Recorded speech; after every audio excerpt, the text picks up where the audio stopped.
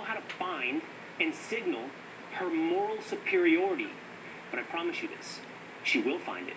She will find that new issue, and we already know where the left will find their way to project their virtue, to signal their moral superiority, and it is on the battleground of vaccine mandates and vaccine passports.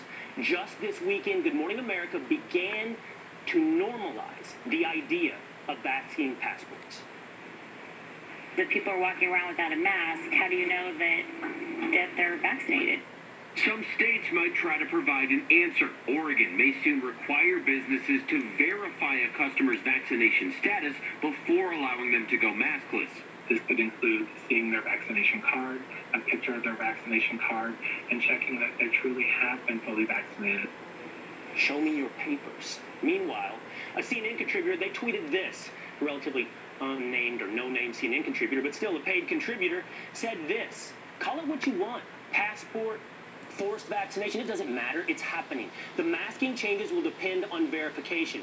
So, and get this language, lure the unvaccinated to the vaccinated side by burdening them in all sorts of ways. This is much like how TSA pre-check works. I don't know how you make that any more clear. Make life difficult for the unvaccinated Americans so that they will comply. Make a trip to the grocery store feel like a trip to Europe.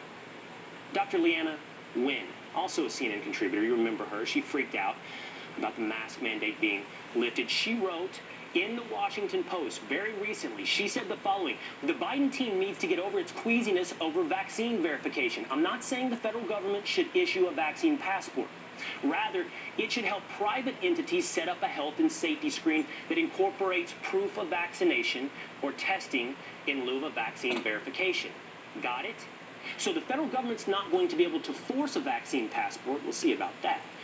But the government should get private businesses to do its dirty work. And if that doesn't work, well, we can always threaten the public.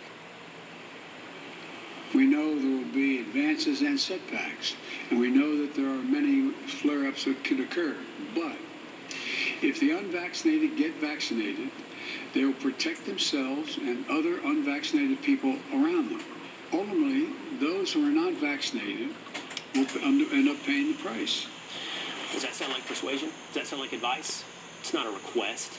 That is a threat.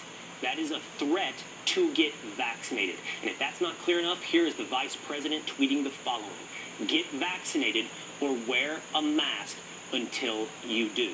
The mandates for vaccines are coming. The vaccine passports are on their way. Whether or not it comes through government force or private mandates, it is coming.